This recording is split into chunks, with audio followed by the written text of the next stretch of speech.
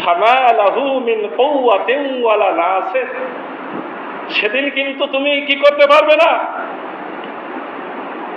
সেদিন কোন শক্তি তোমাকে সেদিন বাঁচাতে পারবে না, ওয়ালা নাসির, এবং কেউ সেদিন তোমাকে কোনো সাহায্য করবে না। ওয়াল আমরু ইয়াউমাইযিন লিল্লাহ, সেদিন ক্ষমতা কার? শুধুই মাত্র আল্লাহ। তুমি মনে করছো যে তোমাকে জাহাজে পার করে দিবে, কাউকে ধরেছো তোমাকে জাহাজে পার করে দিবে না।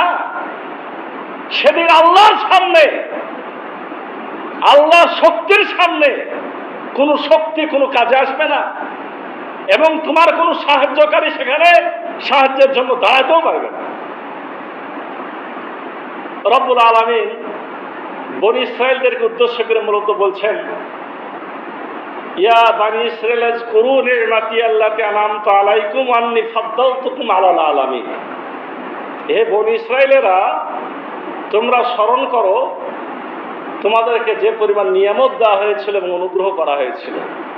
এই আলোচনা আজকে নয়, বনী ইসরাইলদেরকে রব্বুল আলামিন দুনিয়াতে বসে জান্নাতের খাবারও খাওয়াইছে, তাদেরকে সম্মান দেওয়া হয়েছিল, মর্যাদা দেওয়া হয়েছিল।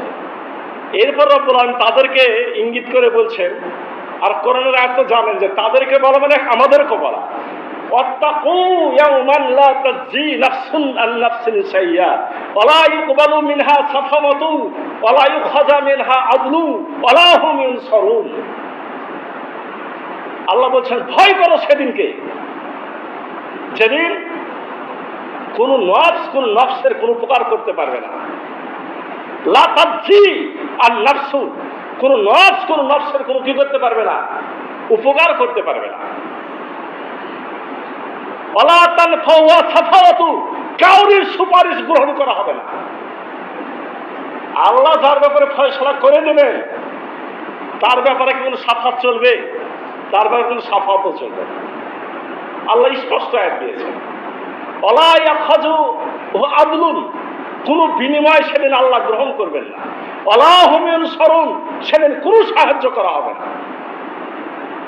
সে কথাটাই মূলত এখানে আল্লাহ রাব্বুল আলামিন আমাদেরকে অল্প করে বলছেন যে সেদিন কোনো শক্তি কাজে লাগবে না এবং না থাকবে কোনো সাহায্যকারী।